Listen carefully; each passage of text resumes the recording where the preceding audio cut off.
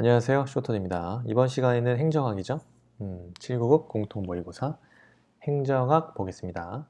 최근 5년 기출문제 쇼터디에서 제공하고 있습니다. 자, 문제 1번이요.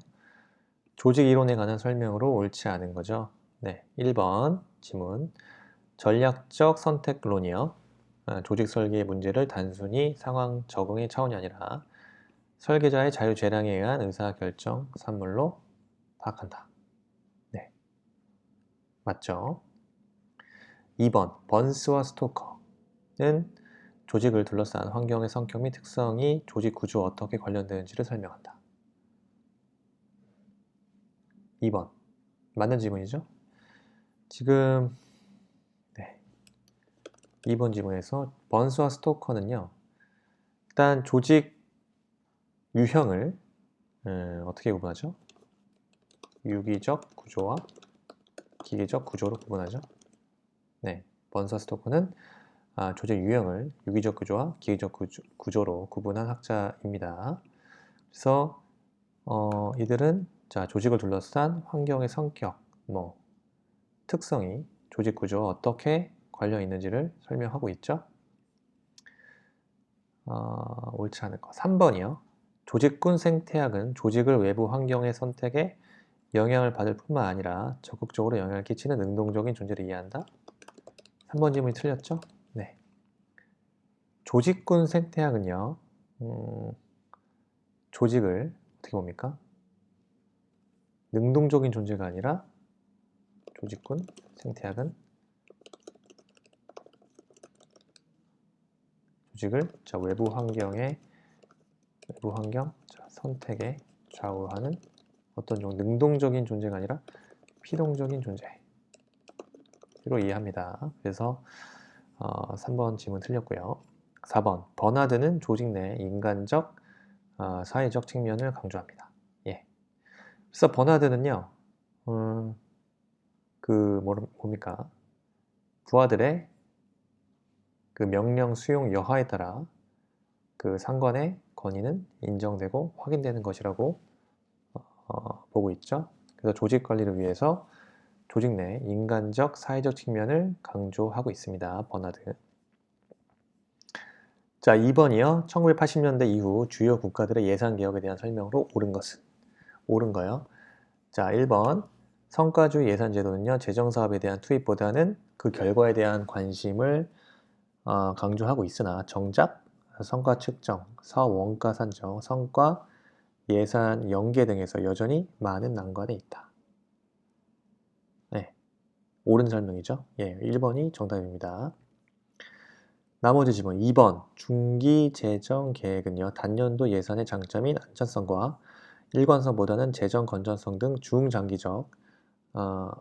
중장기적인 거시적 재정 목표의 효과적인 추구력이 도입되었다. 자, 이제 2번 질문 틀렸죠? 그래서 중기 재정 계획은요, 뭡니까? 안정성과 일관성, 그리고 거시 재정 목표의 효과적인 추구를 위해 도입되었습니다. 그래서 반대로 설명했죠? 2번 틀렸고요.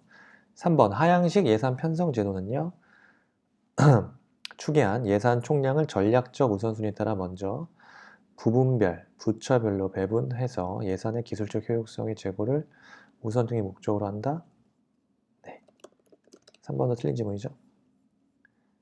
지금 하향식 예산 편성 제도는요, 추계한 예산 총량을 전략적 우선순위에 따라 먼저 부문별, 그 다음에 부처별로 배분하죠. 예산의 배분적 재고를 효율성의 재고를 우선적으로 목적으로 합니다. 그래서 3번 틀린 질문이죠. 예산의 기술적 효용성 제고를 우선적 목표로 한다가 아니라 예산의 배분적 효용성 제고를 우선적 목적으로 합니다.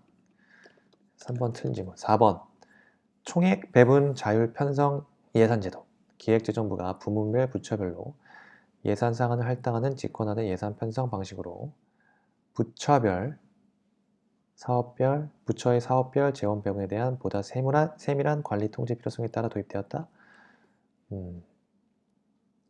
총액 배분 자율 편성 예산 제도는요. 직권화된 예산 편성 방식이라고 보는 게 아니죠. 직권화된 예산 편성 방식이 아니라 뭡니까? 직권과 분권의 조화를 추구하는 예산 제도를 말합니다. 그래서 이 부분 틀린 거예요. 직권화된 예산 편성 방식이 아닙니다. 직권과 분화의 조화를 추구하는 예산 제도가 바로 총액 배분 자율 편성 예산 제도죠. 자, 3번. 미국의 민주주의의 규범적 관료제 모형에 대한 설명으로 옳은 것은? 자, 정답. 자, 1번 지문이요. 제퍼슨주의는 개인의 자유를 극대화하기 위한 행정 책임을 강조하고요. 소박하고 단순한 정부와 분권적 참여 과정을 중시한다. 맞죠? 네. 맞는 말입니다. 2번 잭슨주의는 행정의 탈정치화를 통해서 정당 정치의 개입으로부터 자유로운 행정을 강조한다. 자, 틀린 지문이죠? 뭐가 틀렸죠? 일단 잭슨주의는요. 공직 교체와 공직 개방을 골자로 하는 자, 역관주의 도입을 강조합니다. 그래서 민주주의 및 정당 정치를 구현할 수 있다. 어떻게 역관주의 도입을 강조합니다. 잭슨주의.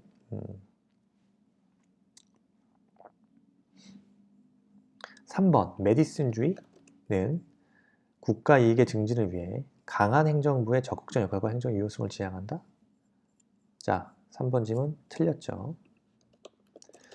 메디슨주의는요. 뭡니까? 다원화 과정. 기억해야죠. 다원화 과정을 통한 자, 이익 집단 요구의 조정과 이를 가능하게 하는 견제와 균형을 중시합니다. 메디슨주의. 그래서 3번 지금 틀린 지문이고요. 해밀턴주의요. 다원적 과정을 통한 이익 집단 요구의 조정과 이를 가능하게 하는 견제와 균형을 중시한다. 4번 지문 역시 틀렸죠. 그래서 정답은 1번이고요. 자, 4번 지문 보겠습니다. 4번 문제. 정책 집행의 접근 방법에 대한 설명으로 옳은 것은? 그죠? 자, 4번. 자, 1번 지문이요. 옳은 거죠? 하향식 접근 방법에서는 정책 목표의 신축적 조정이 효과적인 정책 집행을 가져온다고 하였다. 4번 지문.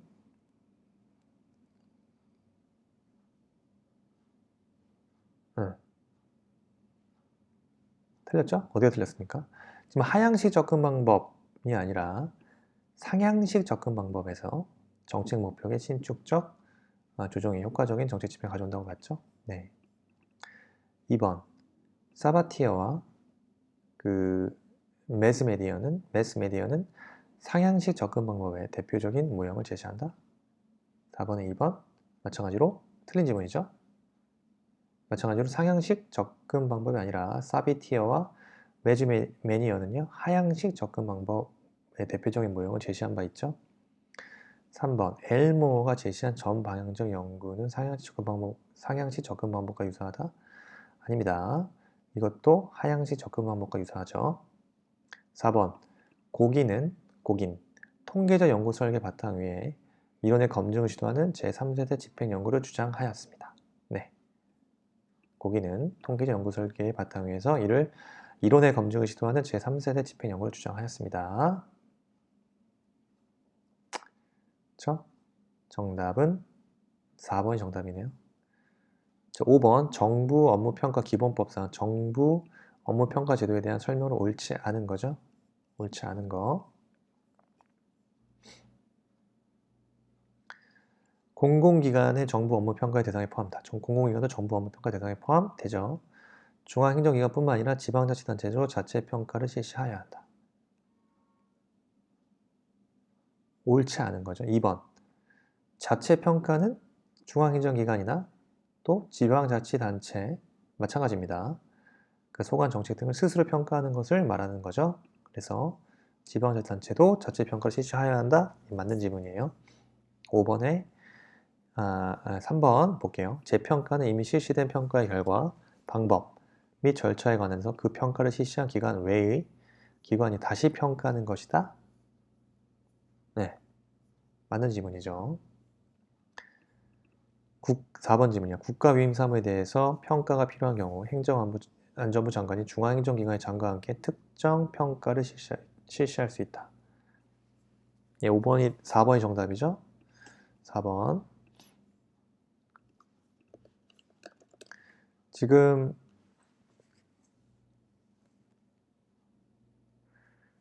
4번 지문은 지금 합동평가에 대한 설명입니다. 그래서 특정 평가를 실시할 수 있다가 아니죠. 그래서 특정 평가는 여러분 국무총리가 누굴 대상으로 하죠? 중앙행정기관을 대상으로 하는 평가를 말하죠. 특정 평가. 그래서 국가임무 사무에 대해서 평가가 필요한 경우 행정안전부 장관이 중앙행정기관의 장관과 함께 특정 평가를 실시할 수가 아니라 합동평가를 실시할 수 있는 거고요. 특정 평가는 국무총리가 중앙행정기관을 대상으로 하는 평가를 말합니다. 그래서 4번 질문 틀렸죠? 자, 6번이요. 다음에서 설명하는 의사결정 휴리스틱스의 오류에 대해 설명하라. 자, 사람들은 그 10명의 사람으로부터 무작위로 K명 위원회를 구성하라 하고 K가 2일 때와 8일 때 어느 경우에 구성되는 위원회의 경우의 수가 더 클 것인지를 판단하게 했다. 대부분의 사람들은 2일 경우가 더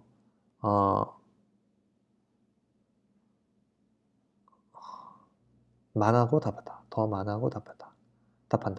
이는 2명의 위원을 생각하는 것이 8명의 서로 다른 위원회를 생각하는 것보다 더 쉽기 때문이다. 하지만 실제로 2명일 때와 8명일 때 조합 가능한 위원회의 수는 같다. 그죠? 6번 정답 뭡니까? 지금 다음에 설명한 의사결정 휴리스틱스의 오류에 대해 설명하면 지금 이용 가능성, 지금 정답은 몇 번이죠? 네, 3번입니다. 3번인데요. 일단 핵심은 이용 가능성 그 휴리스틱스.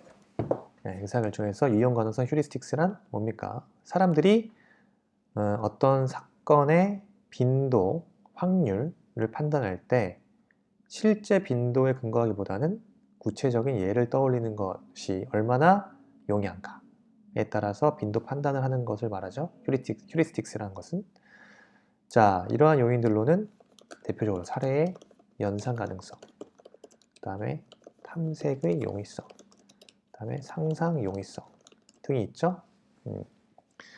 그래서 지금 이 보기에서 나오는 것처럼 2명일 때와 8명일 때의 조합 가능한 위원회의 수는 같지만 사람들이 2명의 위원회를 생각하는 것이 더 쉽기 때문에 생기는 오류를 범하게 되는 겁니다. 그래서 적절한, 사람들이 쉽게 상상할 수 있는 적절한 예를 얼마나 쉽게 상상할 수 있는지 또 그 빈도 판단에 영향을 주는데 이는 무슨 오류나 상상의 용이성으로 인한 오류라고 볼 수 있겠죠. 정답 그래서 3번입니다. 자, 7번 호그우드와 피터스의 정책 변동에 대한 설명을 옳지 않은 거죠. 7번 옳지 않은 거예요. 정책 혁신은 기존의 조직과 예산을 활용하여 이전에 관여한 적이 없는 새로운 정책 분야에 개입하는 것이다. 1번이 맞았나요? 틀렸죠? 자, 정책 혁신에 대한 개념 살펴보면요. 자, 1번 정책 혁신이요. 혁신이란 뭡니까? 완전히 새로운 정책을 채택하는 것을 의미합니다. 그래서 정책 혁신이란 완전히 새로운 정책을 채택하는 것을 의미해요. 즉 뭡니까? 기존의 조직과 예산을 활용하는 것이 아니죠. 아니라 기존 조직과 예산이 완전히 자, 무에서 새로운 정책을 만들어내는 것을 정책 혁신이라고 합니다. 기존의 조직과 예산을 활용하여 이전에 관여한 적이 없는 이게 아니에요. 기존의 조직과 예산을 활용하는 것이 아니라 기존 조직과 예산이 완전히 다른, 완전히 없는, 그죠? 무에서 새로운 정책을 만드는 것을 정책 혁신이라고 합니다. 그래서 1번 틀렸죠? 정답 1번이에요. 자, 나머지 지분, 정책 종결은 현존하는 정책을 완전히 소멸시키는 것으로 정책 수단이 되는 사업과 지원 예산을 중단하고 이들을 대체할 다른 수단을 결정하지 않는 경우이다. 2번 맞는 질문이죠. 정책 종결을 대한 개념이었고요. 3번 과속 차량 단속이라는 목표를 변경하지 않고 기존의 경찰관이 현장에서 직접 단속하는 수단을 무인 감시 카메라 설치를 통한 단속으로 대체하는 것은 정책 승계 중 선형적 승계에 해당한다. 3번 질문 맞는 질문이죠.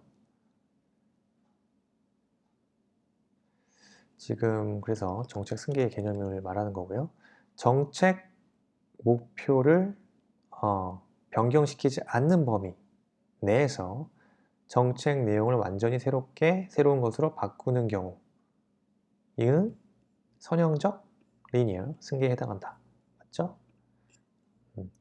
즉 지금 정책 목표가 과속, 단속이라는 목표는 동일합니다. 정책 내용을 바꾼 거죠. 어떻게? 현장 단속에서 경찰관 현장 단속에서 무인 감시 카메라로 정책 내용을 바꾼 거죠. 이는 그 정책 목표를 변경하지 아니하는 범위 내에서 정책 내용을 새로운 것으로 바꾸는 경우에 해당하기 때문에 이런 것들을 선형적 승계에 해당한다. 예, 맞는 질문입니다. 4번 정책 유지는 현재의 정책을 기본적으로 유지하면서 정책 수단의 부분적 변화만 이루어지는 경우를 말한다. 맞죠? 네, 이것이 바로 정책 유지를 뜻합니다. 자, 8번 소청심사위원회에 대한 설명으로 옳은 거를 골라라. 옳은 거 고르는 거죠? 자, 1번이요. 소청심사위원회 결정은 처분행정청에 대한 권고와 같은 효력이 있다. 자, 1번 질문 틀린 질문이죠? 어디가 틀렸죠? 소청심사위원회 결정은 권고와 같은 효력이 아니라 처분행정청을 기속합니다. 소청심사위원회는 권고와 같은 효력이 아니에요. 기속력이 발생하죠. 2번 강임과 면직은 심사 대상이나 휴직과 전보는 심사 대상에 해당하지 않는다. 마찬가지로 틀린 질문이죠. 소청심사위원회는요. 소속 공무원의 징계 처분 그 밖에 그 의사에 반한 불리한 처분 예를 들어서 강임, 휴직, 면직, 전보 등 그리고 부작위에 대한 소청을 심사 결정합니다. 휴직 전보는 심사 대상에 해당하지 않는다. 틀린 질문이에요. 자, 3번 지방소청심사위원회는 기초자치단체별로 설치되어 있다. 3번 지방소청심사위원회는 기초자치단체가 아닌 어디입니까? 광역자치단체죠. 시도 광역자치단체에 설치됩니다. 기초자치단체별에 설치되어 있다. 틀린 질문이고요. 4번이요. 지방소청심사위원회 위원은 자치단체장이 임명 또는 위촉하나 위원장은 위촉위원 중에서 호선한다?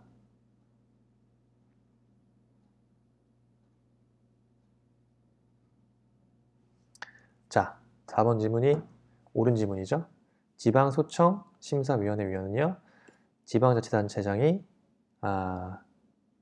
임명하거나 위촉하나 위원장은 위촉위원 중에서 호소한다. 맞는 질문입니다. 위원장은 심사위원회에 해당하는 심사위원회 위촉위원 중에서 호선합니다. 4번이 옳은 질문. 자, 9번이요. 정부 간 관계에 대한 설명으로 옳은 것은 정부 간 관계에 대한 설명으로 옳은 것은 9번.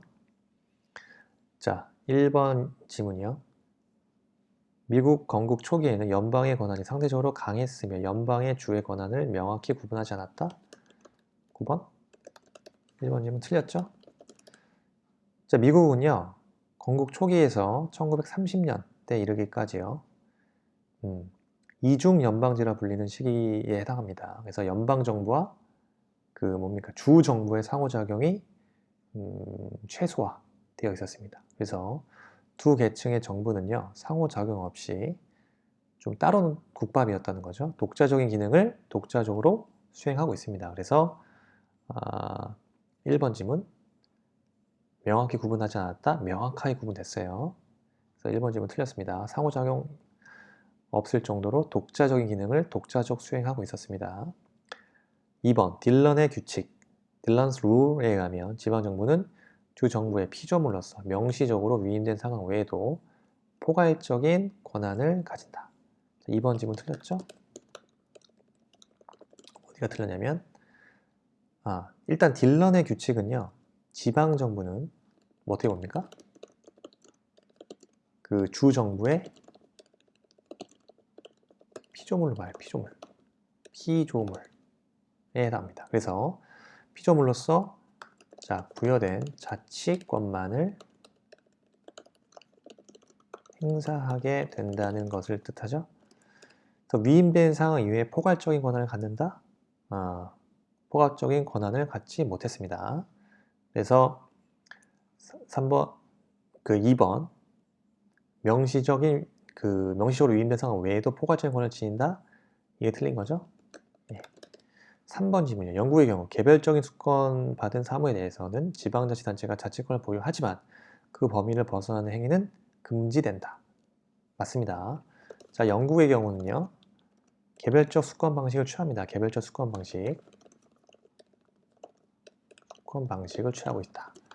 따라서 개별적으로 수권받은 사무에 대해서는 지방자치단체가 자치권 보유하지만 그 자치권 범위 외 그 범위를 벗어나는 행위는 금지됩니다.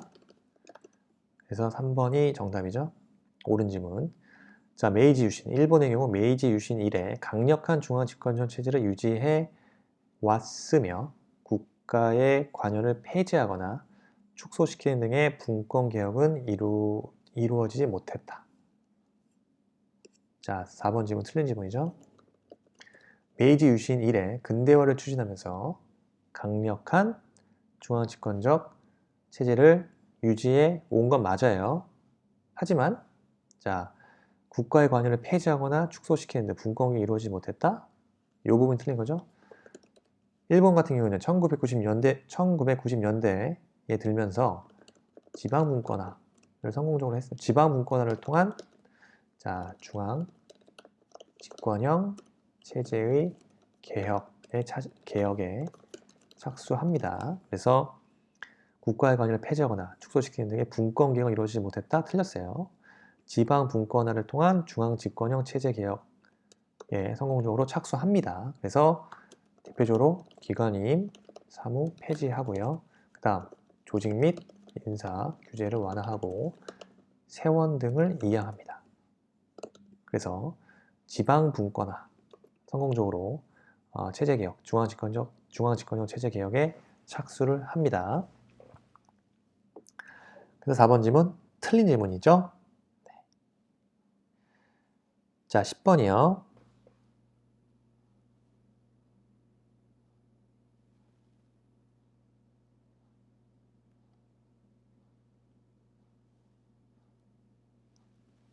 지방자치법상 지방의 의원이 받을 수 있는 징계 사례가 아닌 것은? 아닌 거. A의원 45일간 출석 정지를 내용으로 하는 징계를 받았다. 지방의원을 받을 수 있는 징계 사례? 아니죠. 1번 정답이죠. 지방의회 의원이 징계 중 출석 정지 일은 45일까지가 아니라 30일 이내입니다. 30일 이내. 그래서 징계 종류.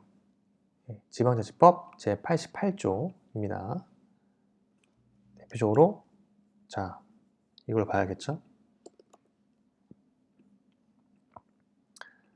지방자치법 제88조를 제가 가져왔는데요.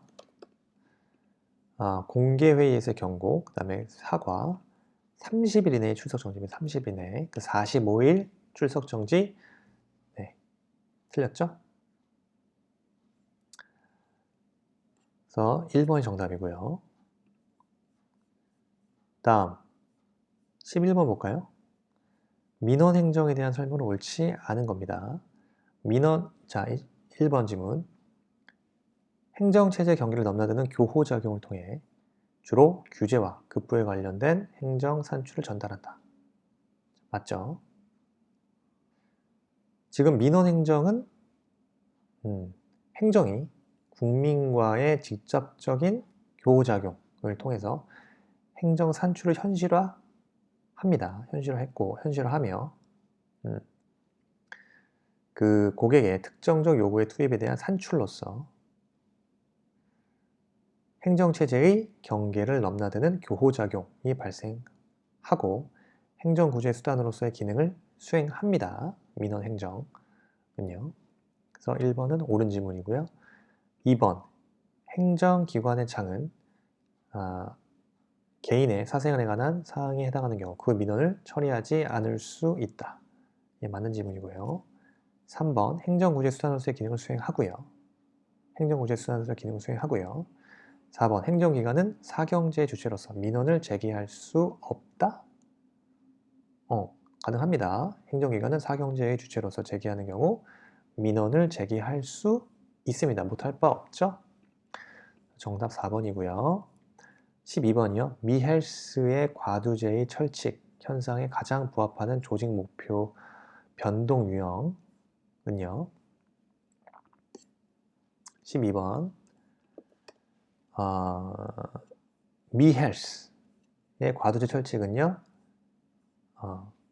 뭡니까? 12번 조직이 개서적 구조 속에서 소수의 지도자에 의해 지배당하게 되는 것으로 이런 거를 목표 대치 현상에 해당합니다. 그래서 미헬스의 과두제 철칙이란 조직이 개서적 구조 속에서 소수의 지도자에 의해 지배당하게 되는 것으로 이걸로 디스플레이스먼트, 목표 대치 현상에 해당한다. 고 합니다. 그래서 정답은 목표 대치 1번이 되겠고요. 목표 확대라는 것은 기존 목표의 범위가 넓어지는 목표 상향 조정을 말하는 거죠. 목표 추가는 뭐죠? 기존의 목표에 새로운 목표가 추가되는 거, 보태지는 것을 의미하고요. 목표의 승계는 어떻게 보면 정통성 확보 차원에서 석세션이잖아요. 본래 목표가 달성되었거나 달성이 불가능한 경우 다른 목표를 내세워서 정통성 확보하는 겁니다. 그것을 목표 승계라고 하고요. 자, 13번이요. 비용 편익 분석에 대한 설명. 내용으로 옳지 않은 거. 비용 편익 분석, 옳지 않은 거요. 자, 1번. 재화에 대한 잠재 가격, 섀도우 프라이스의 측정 가격에서 실제 가치를 왜곡할 수 있다. 가능하죠? 그래서 잠재 가격 설정은요. 언제 이루어지죠? 시장 가격을 믿을 수 없거나 또 사용할 수 없을 때, 그때 편익 비용의 화폐 가치에 대해 주관적 판단을 내리는 절차를 말하죠. 그래서 측정 과정에서 실제 가치를 왜곡할 수 있습니다. 그래서 1번 지문 맞는 지문. 2번 내부 수익률의 순 현재 가치를 0으로 만드는 할인율을 말한다. 비용 편익 분석. 맞죠? 내부 수익률이란 순 현재 가치를 0으로 만드는 할인율을 의미합니다. 3번 칼도 힉스 기준은요. 재분배적 편익의 문제를 중시한다? 아니죠. 3번 질문. 칼도 힉스 기준은요. 자, 어떠한 자원 배분의 변화가 사회 전체적으로 얻는 이득이 손실보다 크다면 바람직한 것으로 보이는 기준으로 뭡니까? 능률성에 대한 이론적 기준, 됩니다. 칼도 헥스 기준은 재분배적 편익의 문제를 중시한다가 아니라 능률성에 대한 이론적 기준을 제시하죠. 4번, 정책 대안이 가져오는 모든 비용과 편익을 측정하려고 하고 화폐적 비용이나 편익으로 쉽게 측정할 수 없는 무형적인 것도 포함된다? 아니죠. 4번 질문 틀렸습니다. 그래서 비용 편익 분석이란 정책 대안을 선택하는 데 있어서 정책 대안들의 편익과 이에 소요되는 비용을 계량적 비교를 통해서 평가되는 체계적인 분석 수단에 해당하죠. 그래서 모든 비용과 편익을 측정하려고 하며 화폐적 비용이나 편익을 쉽게 측정할 수 없는, 그죠? 무형적인 것도 포함된다? 틀린 질문이 된 겁니다. 계량적 비교를 통해서 평가되는 체계적 분석 수단이 비용 편익 분석에 해당해요. 그래서 4번 질문 틀린 질문. 자, 14번이요. 지방재정의 구성 요소 중 의존 재원의 기능으로 적절하지 않은 것은 14번. 지방자치단체에 대한 유도 조정을 통한 국가 차원의 통합성 유지. 네, 맞죠? 지방재정의 안전성 확보, 지방재정의 지역 간 불균형 시정, 다 의존 재원 기능으로서 그죠? 말을 하는 거고. 14번에 4번 보면 지방자치단체의 다양성과 지방 분권화 촉진? 의존 재원은요. 자, 4번. 적절하지 않은 건 틀린 질문이죠. 자, 의존 재원이란 국가나 상급 지방자치단체에 의해서 결정 실현되는 재원을 말하죠. 따라서 지방자치단체의 다양성과 지방 분권화를 어떻게 됩니까? 촉진시키나요? 아니죠. 저해하게 됩니다. 그래서 지방 분권화 촉진, 지방자치단체 다양성, 지방 분권화 촉진이 아니라 저해하게 되겠죠. 의존 재원이란 국가나 상급 지방자치단체에 의해서 결정 실현되는 재원을 말하기 때문에 당연히 다양성과 분권화를 저해하게 됩니다. 그래서 정답이 4번이 틀렸죠? 자, 15번. 공무원 노동 조합 설립 및 운영에 관한 법률상 단체 교섭 대상은 1번. 기관의 조직 및 정원에 관한 사항. 이거는 제외 대상이죠. 2번. 조합원의 보수에 관한 사항. 네. 단체 교섭 대상에 해당합니다. 3번. 예산 기금 및 편성, 집행에 관한 사항은 제외 대상이고요. 정책의 기획 등 정책 결정에 관한 사항. 그렇죠? 마찬가지로 정책 기획 등 정책 결정에 관한 사항으로서 뭡니까? 근무 조건과 직접 관련이 없는 사항, 교섭 대상의 제외 대상이 있죠. 그래서 기억해야 되는 거는 단체 교섭 대상에 해당하는 거. 이걸 외워야 된다는 거죠. 뭡니까? 조합과 첫째, 관련되는 사항 또는 조합원의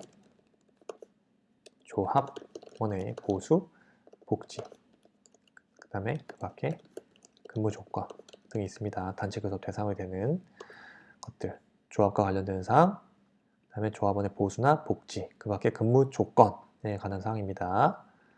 그래서 정답이 조합원의 보수에 관한 사항이죠. 2번.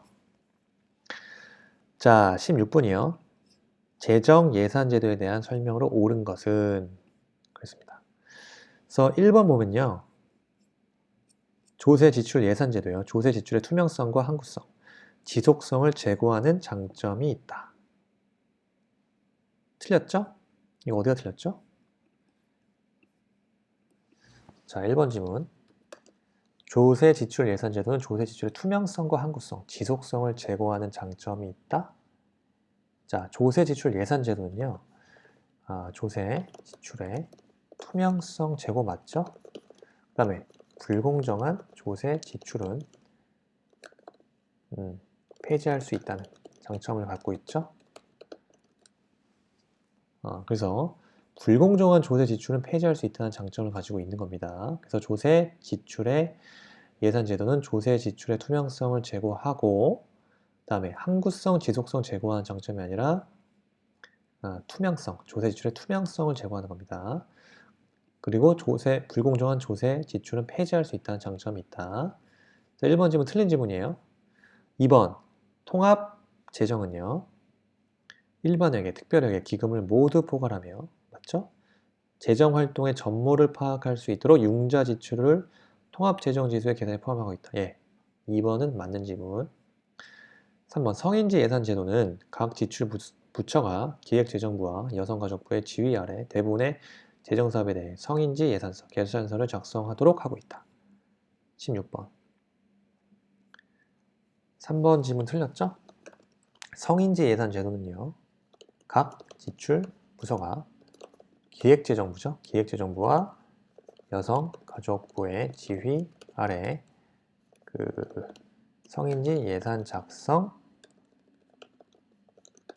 대상 사업에 대해 작성합니다. 그래서 기획재정부와 여성가족부 지휘 아래 대부분의 재정사업에 대해 성인지 예산 결산 작성하도록 합니다. 이 부분 틀렸죠? 성인지 예산 작성 대상 사업에 대해서 작성합니다. 3번 지문도 틀린 지문이고요. 4번 지문 예비 타당성 조사는 대규모 건설 사업, 정보화 사업, 그죠? 연구 개발 사업 등을 대상으로 하며 교육, 보건, 환경 분야 등에는 아직 적용되지 않고 있다. 뒷부분이 틀렸죠? 대규모 건설 사업, 정보화 사업, 연구 개발 사업 뿐만 아니라 교육, 보건, 그죠? 환경 분야 등을 대상으로 하고 있습니다. 다 포함하죠? 자, 17번 총액 인건비 제도에 대한 설명으로 옳지 않은 거 고르라 했죠? 자, 1번 정원관리에 관해 대한 각 부처의 자율성 확대를 목표로 한다. 그쵸? 맞습니다. 2번 김대중 정부가 아니죠. 노무현 총액 인건비 제도는요, 노무현 정부에서 처음 도입되었습니다. 그래서 김대중 정부에서 중앙행정기관의 지방자치단체에 처음 도입되었다. 공공기관으로 확대되었다. 틀린 지문이에요. 보수관리에 관해 대한 각 부처의 자율성 확대되겠죠. 다음, 시행기관은 성과 중심의 조직 운영을 위해 총액 인건비 제도를 활용할 수 있다. 맞죠? 그래서 총액 인건비 제도란 여러분 뭐죠? 개념을 알아야겠죠? 총액 인건비 제도란 정부의 각 기관이요. 총액 인건비 내에서 조직의 정원, 보수 등을 자율적으로 각 기관의 특성에 맞게 기관의 특성, 색깔 맞게 자율적으로 운영하는 거죠. 이게 핵심인 것 같아요. 자율적으로 운영하는 것을 수용하는 제도를 말합니다. 하지만 마찬가지로 자율도 있지만 각 부처가 그 결과에 대해서 책임도 져야겠죠. 그래서 노무현 제도 때 처음 들어왔습니다. 그래서 언제부터 7년 1월부터 시행되고 있죠. 총액 인건비 제도 중요하죠? 중요합니다. 자, 18번이요. 보험회사, A보험회사는요, 보험가입 대상자와 건강 상태 및 사고 확률에 대한 특수 정보를 가지고 있지 않다. A보험회사는 질병 확률 및 사고 확률이 높은 B를 보험에 가입시켜 회사의 보험 재정이 악화되었다. 다음 사항과 관련된 이론은요, 지금 18번. 지금 보기에서 보험회사와 보험가입 대상자와의 무슨 차이가 있죠? 정보 불균형의 차이가 있죠? 정보의 어떤 격차, 정보 불균형. 그렇죠? 정보 불균형으로 인해서 발생하는 손실을 다루고 있습니다. 그래서 이런 걸 뭐라 하죠?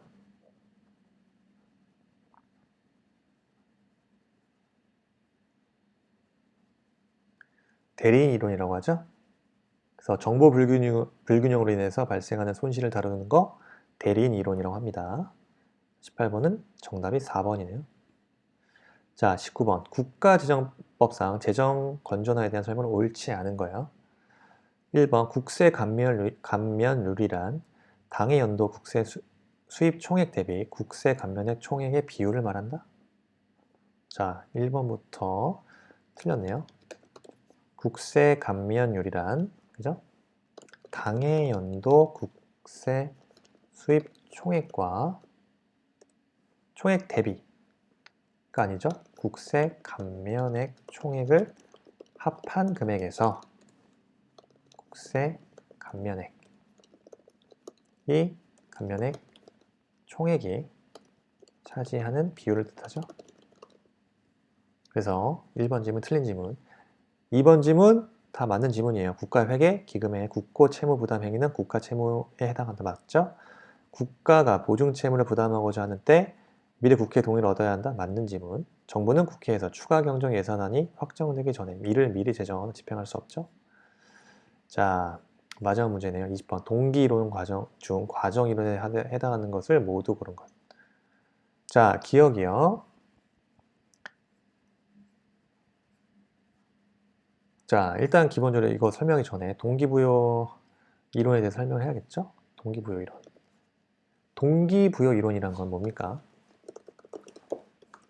자, 인간의 동기를 유발하는 내용을 설명하는 내용 이론과 인간의 그 행동이 어떠한 과정을 통해 동기 유발되는가를 설명하는 과정 이론 나눈다는 거 여러분 다 기본서에 나와 있죠? 그래서 과정 이론에 해당하는 것만을 고른 거죠. 동기부여의 강도를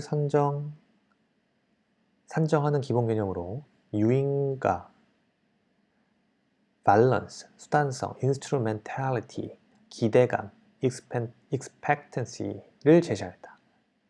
네. 맞죠? 이건 뭡니까? 기억? 맞는 지문이에요. 엘더퍼, 그죠? 엘더퍼의 엘더퍼가 아니죠. 브룸이죠. 죄송합니다. 브룸의 그 기대이론으로 브룸의 기대이론, 과정 이론에 해당하죠. 그래서 VIE요. VIE 기대이론. 맞는 지문. 자, 니은이요. 직무가 조직화되는 방법에 따라 조직원의 노력 정도가 달라졌다는 점에 착안해서 모든 직무를 5가지 핵심 직무 차원으로 구분했다. 이거는 올드햄, 해크먼, 네, 직무 특성 이론이죠. 직무 특성 이론.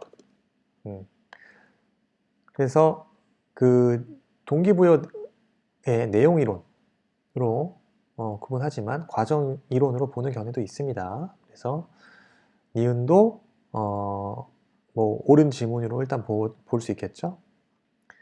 그 다음 디귿이요. 개인은 업적에 따라 보상을 받게 되며 이때 주어지는 보상은 공평한 것으로 지각되어야 하는데 개인이 불공평하다고 인식하면 만족을 줄 수 없게 된다고 본다. 자, 디귿 같은 지문이 아담스의 공평성 이론이죠. 마찬가지로 과정 이론에 해당합니다. 그래서 기억, 니은, 디귿이 정답이고 1번이 정답이고요. 자, 리을 볼게요. 인간의 욕구를 존재, 관계, 성장의 3단계로 나누고 좌절과 퇴행 접근법을 주장했다. 엘더퍼의 ERG 이론이죠. 이거는 내용 이론에 해당합니다. 미음. 인간은 미성숙 상태에서 성숙 상태로 발전하는 과정에서 성격 변화를 경험한다고 주장한다. 미음은 성숙, 미성숙 이론. 누가 주장했죠?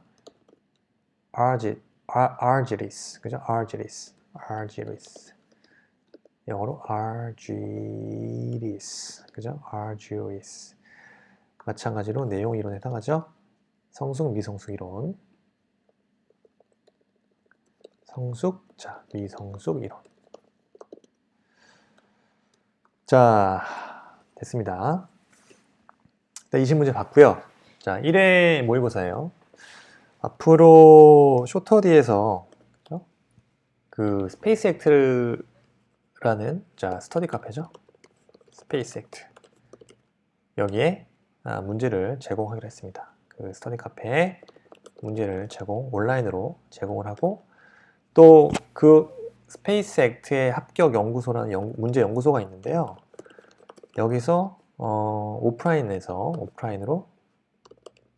오프라인으로 격주로 한 달에 2회, 그죠? 한 달에 2회. 두 번째, 네 번째 주 토요일 오전에 공무원 시험과 관련된 뭐 행정법, 행정학 혹은 그 외에 뭐 헌법이 될 수도 있고요, 뭐 피셋이 될 수 있고요, 한국사, 기타 공무원 시험 과목을 쇼터디에서 문제를 제공하려고 합니다. 아무래도 이제 문제 구성은 기출문제, 또 최신 기출문제 위주로 갈 거고 쇼터디에서는 유사직역 기출문제들이 많잖아요. 그래서 유사직역 기출문제. 그 다음에 여러분들이 많이 문제를 이제 푸시면서 오답률이 높은 문제 등등으로 구성을 할 겁니다. 그래서 이렇게 한 과목이 될지 두 과목이 될지, 이번엔 두 과목을 봤는데 다음 시험에는 아마 그러니까 한 과목씩 20문제 정도 계속 오프라인상으로 문제를 실전 대비 문제를 많이 풀어보는 시간을 가질 거니까요. 스페이스 액트라는 그 네이버 홈페이지가 있어요. 스페이스 액트 네이버 홈페이지에 많이 그 공지 글 참조하시면 좋을 것 같습니다. 아무튼 수고 많이 하셨고요. 공무원 시험 준비하시는 분들 이제 한 5개월 남았습니다. 네, 끝까지 최선을 다하셔서 2021년 반드시 합격하시기를 바랍니다. 공무원 꼭 되시길 바랍니다. 감사합니다.